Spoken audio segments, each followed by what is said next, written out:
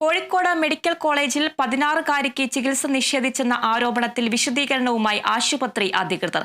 ചികിത്സ നിഷേധിച്ചിട്ടില്ലെന്നും കുട്ടിക്ക് ഡിസ്ചാർജ് നൽകിയത് ബന്ധുക്കളുടെ ആവശ്യപ്രകാരമാണെന്നും ആശുപത്രി സൂപ്രണ്ട് ഡോക്ടർ MP ശ്രീജയൻ പറഞ്ഞു.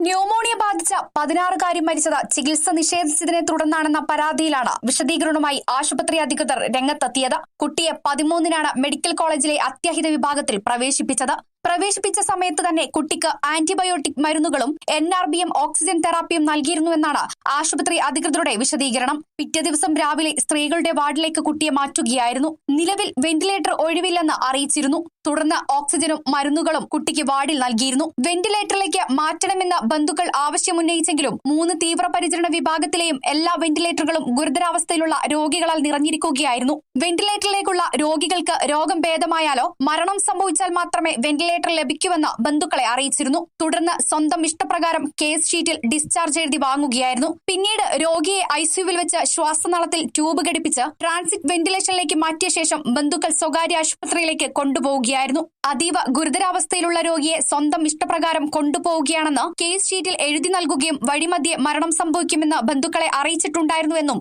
ആശുപത്രി അധികൃതർ അറിയിച്ചതായി സൂപ്രണ്ട് ഡോക്ടർ MP ശ്രീജയൻ പറഞ്ഞു. Kerala vision news, Kozhikode.